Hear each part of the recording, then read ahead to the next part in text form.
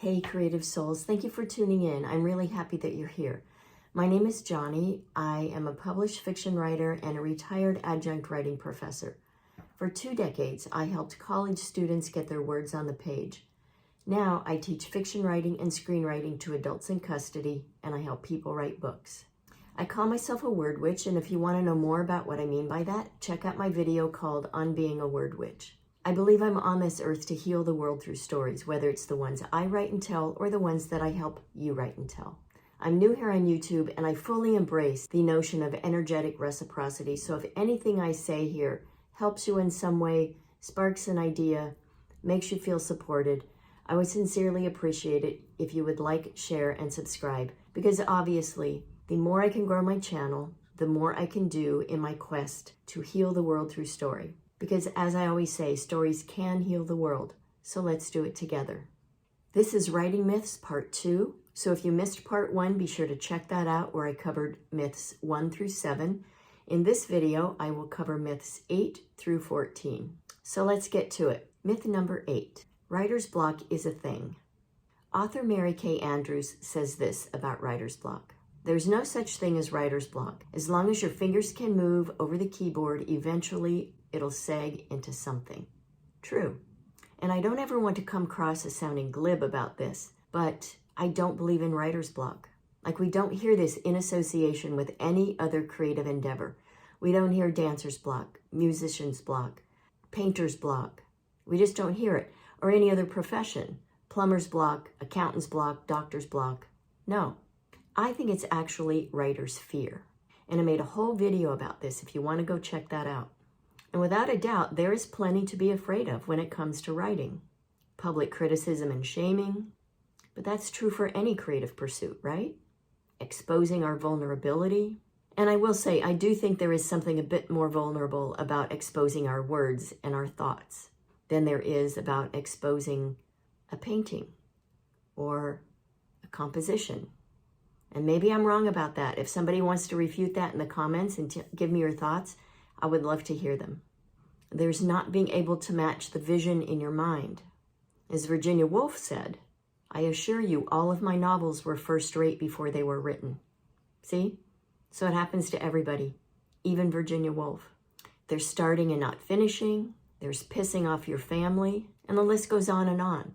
So I get it. There are plenty of reasons to be afraid when it comes to writing. So the next time you feel that you have writer's block, ask yourself what you're afraid of.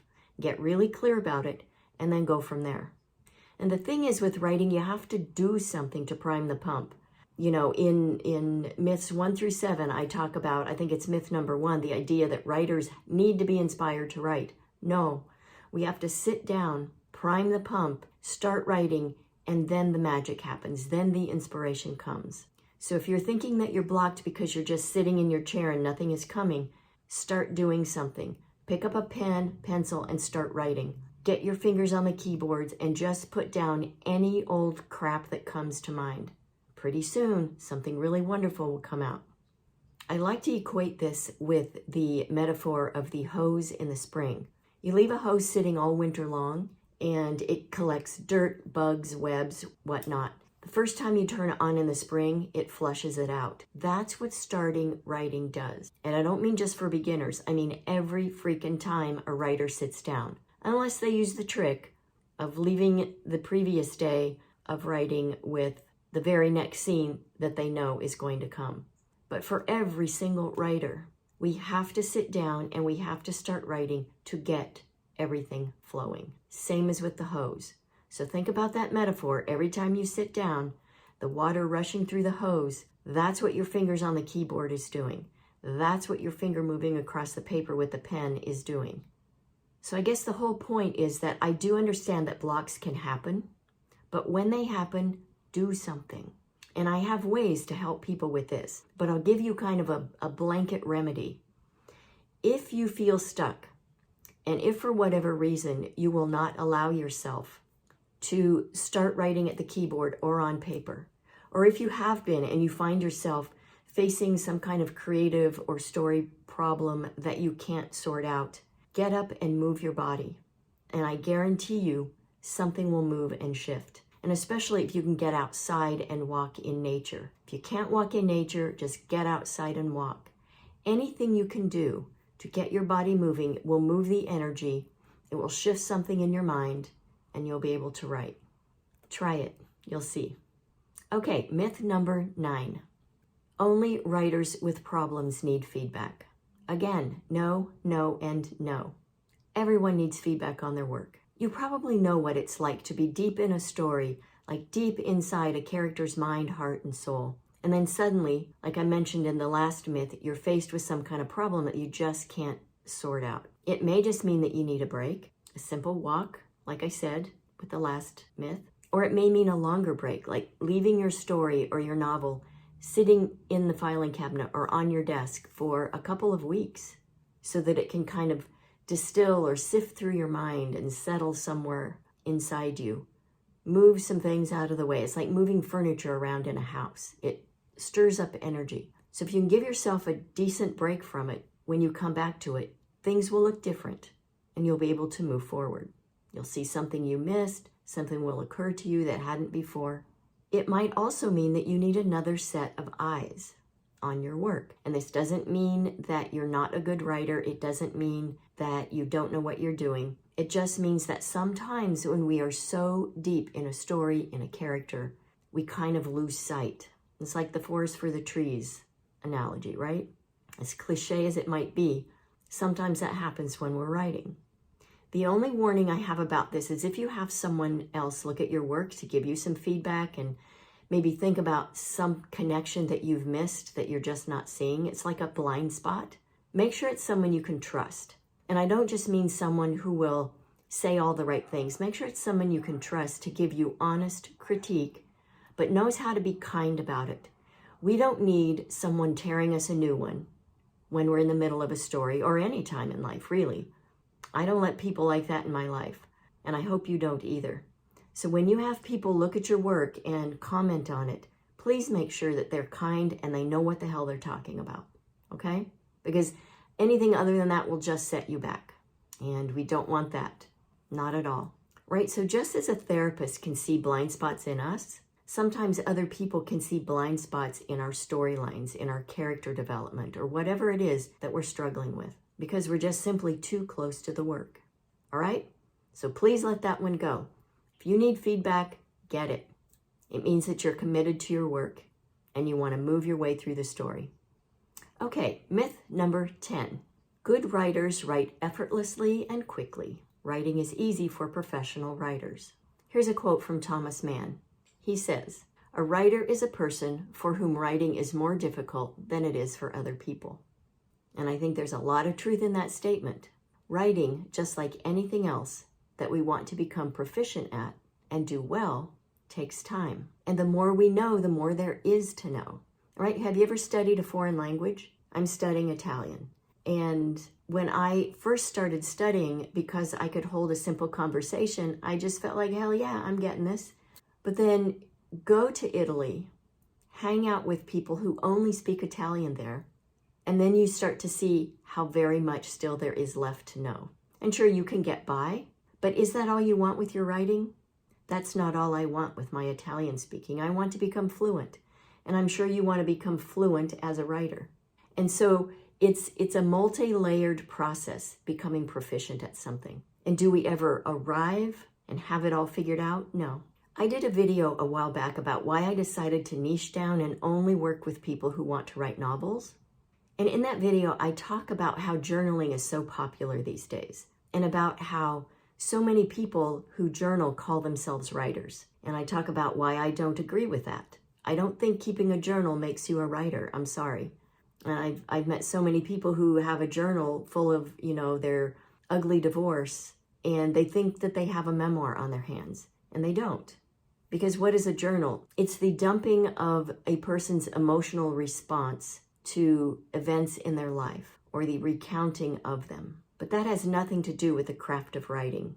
And while there may be a natural story arc in journal writing, it doesn't mean that there's a memoir sitting there in front of you. It doesn't mean that you've used in your journal all the writing devices available to you that makes a novel, or a memoir, right? There's description, there's characterization, there's character motivation, there's dialogue, there's point of view, and much more.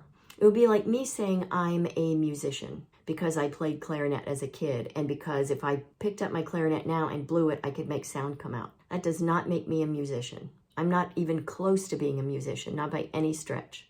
I don't even have the mindset of a musician, so I'm not even close. So, back to the point of this myth is number 10.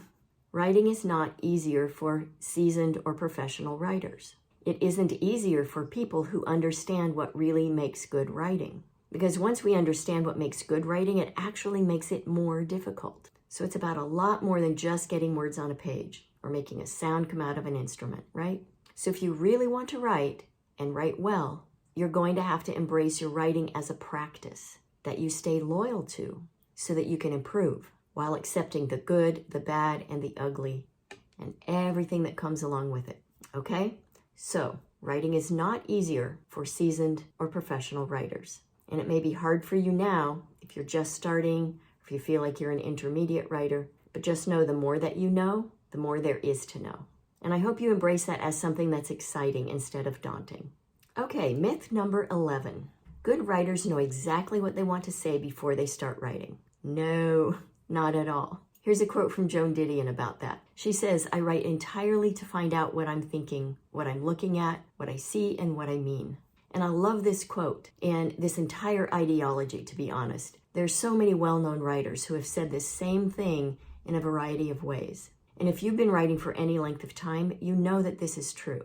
We must start with an idea, a character, or a striking visual of some kind. But to get to how the story unfolds and what it's really about at its core, we just have to start. So I'm working on a short story right now called The Waitress, and it may end up being called something else, but for now that's my working title. Because really it all depends on what I discover as I write it and once I finish it. So I started this story with the idea of a few characters and what was going to happen in the beginning, but now I may be starting to get to a point of understanding what it's about. And so the protagonist is a little girl. She's 5 years old, and I'm starting to understand what it's about for her. And this is the meaning of the story, what we might call theme.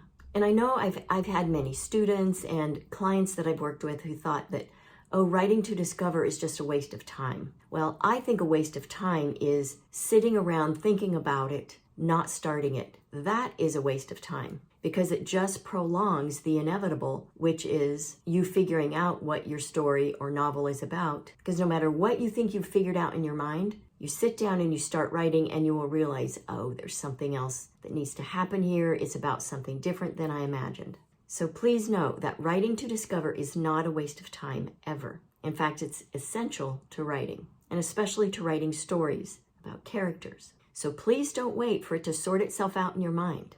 It won't happen. And even if you think it has, once you get started, you will see that something else will show up, something unexpected. And to me, that's the beauty, that's the excitement of the writing process, is the unexpected that happens for the writer. It's like finding a little buried treasure. Because once you get started, once you get in flow, your writing then drops down into your unconscious and it goes to deeper places than your conscious mind can ever imagine. Okay? So please stop waiting for it to sort itself out. Just get your butt in the chair and start writing. Okay, myth number 12. You can figure out how to write a novel using a formulaic sort of paint-by-number approach. You can sure try that, and I think a lot of people have the impression that this is what genre fiction is. For instance, like in a romance novel, this needs to happen by this page, and while that is a truth, it doesn't mean that you can just plug in words and use this paint-by-number approach. I work with people who write upmarket literary fiction. I don't work with genre fiction. That's not my expertise. But I do know that even with formulaic genre writing, a paint-by-number approach just can't work because there are too many variables with each and every novel that you write, with every single character. You still have to sort out how to create the story arc. You still have to sort out how to create the character arc. And a paint-by-number approach can't do that. You have to get into the heart, mind, and soul of the character. To a degree, even with plot-driven stories, you need to have some understanding of the character, which really kind of disallows this formulaic paint-by-number approach. So like it or not, it's not an easy proposition. You have to get in there and you have to wade through all the muck. And it might feel like quicksand sometimes, but we just have to keep moving forward. And like I say in the part 1 video, it's really about forging relationships with your characters. That's the key. And if you think about this as with your relationships with real life humans, person to person, it's always different. It's always nuanced. Same is true with fictional characters. All right? So no paint by number approach. Just get in there, slog through it, sort it out. You can do it. Myth number 13. Perfect first drafts exist. They don't. But that's good news, right? Doesn't that free you up to know that it is not possible for anyone to write a perfect first draft? I think that's exciting, and I hope that frees you up to know that and allows you to just get your first draft done. So you've probably heard this quote from Anne Lamott, but I want to read this to you. She says, "Almost all good writing begins with terrible first efforts. You need to start somewhere. Start by getting something, anything, down on paper. What I've learned to do when I sit down to work on a shitty first draft is to quiet the voices in my head." So yay for the shitty first draft, right? Learn to embrace it, learn to love it. It is your friend. It is doing for you, large scale, what I mentioned in a previous myth about the garden hose. And sure, a shitty first draft can be a lot less shitty. I think if you work with me, that's what I always tell people. I can help you make your shitty first draft a lot less shitty. But you can shape your first draft so it can be more than just like a full-on brain dump. There are things you can do to make that happen. But just embrace the idea that it's going to be shitty. I will tell you, the first draft of Miranda's Garden was over 900 pages long. I love my words. And it took me 5 drafts to get it down to 140,000 words, then 120. And the agent that I mentioned, who said she wanted to work with me, but I missed it because I don't take care of my email inbox, check that video out too. It's about the blue fur coat. She told me I was going to have to get it down to 20,000 more words less than it already is. Okay, so that's one of my big struggles. But I'm telling you this so that you know we must keep at it. So I'm about to start my 6th draft because I love backstory and I have too much backstory. Embrace the shitty first draft. I embraced 4 shitty drafts, and each one got a little better and a little better, and it got good enough so that I felt like it was worthy of being submitted to agents, and it was good enough to get a yes. But I wouldn't have gotten there had I not embraced the idea of a shitty first draft. Okay, I know I've said shitty first draft a lot, so I'm going to try not to say it anymore when I talk about this myth. But here's the thing. If you don't embrace the shitty first draft, your meaningful story, your brilliant ideas will never make their way out into the world. And that will be a damn shame. It really will. It will rob everyone else of your voice. And say, even if you're not interested in publishing, just getting it outside yourself is so important. And here's why. You've probably heard this quote from Maya Angelou. She said, "There is no greater agony than bearing an untold story inside you." And if you watch my video that I made about the magic that happened when I wrote Miranda's Garden, this is what I'm talking about. Holding stories inside us weighs us down, and I believe can make us sick. So for no other reason than to get this story that you've been holding on to outside yourself, embrace the shitty first draft and just get it out. Then you can go back and shape it like clay. And I'll be honest, I think completing a shitty first draft is a beautiful feat. It shows that you were dedicated to the story that you had, that you loved your character enough to not abandon them, and you went for it, and you did it. And to me, that's a beautiful thing, and it's worth celebration, and it's necessary. So please just write. Know your characters and write. Then go back and rewrite, because, as someone once said, writing is rewriting. That's what the real writing is. Do that as many, many times as you have to, until you feel it's polished enough to start submitting. And when you do that, you can turn your shitty first draft into something that shines and sparkles. Okay? Last myth, myth number 14. This is the genius fallacy. Some people have it, some people don't. Nope, not true. Here's a quote from Annie Dillard. She says, "You know when you think about writing a book, you think it is overwhelming, but actually, you break it down into tiny little tasks any moron could do." Okay, I don't like the use of the word moron. It's too strong for my taste, but maybe that's just me. I don't know that any moron could do it. And I can't even think of I can think of one person I would call a moron. And I'm not going to get political here, but it's not a word I like to call people unless I really have a lot of disdain for them. But use of the word moron aside, I do know that distilling a big idea down into manageable pieces is doable. That's what I do for people when I work with them. is I take their big idea and I distill it down, break it into pieces, help them create a plan so that they can move forward. And once you learn to do that for yourself, then you'll be able to do it. But what I think Dillard is getting at is it doesn't take a genius to write a novel. It takes some learning, maybe, about writing craft, which is doable. It takes creating a solid writing practice. And it takes a ton of dedication and perseverance. And honestly, I think those last two are maybe the most important. The dedication and perseverance part. Because having those allows all the other things to happen. Dedication and perseverance translates into a solid writing practice. Dedication and perseverance translates into taking the time, putting in the energy to learn the craft. And in doing that, you will start to trust and embrace the process and work your way through, genius or not. So there you have it, part 2 of writing myths that might be getting in your way. So I hope you will do what you can to unburden yourselves of any and all of these myths that you might be carrying around, because they're just weighing you down. They're interfering with your flow and your mindset. And like I said earlier, they're robbing the world of your brilliant ideas and your meaningful stories and your voice. And the world needs your voice. Maybe now more than ever, the world needs to heal. And you can do that with your stories. All right? As always, I'm sending you mad writing mojo. Happy writing.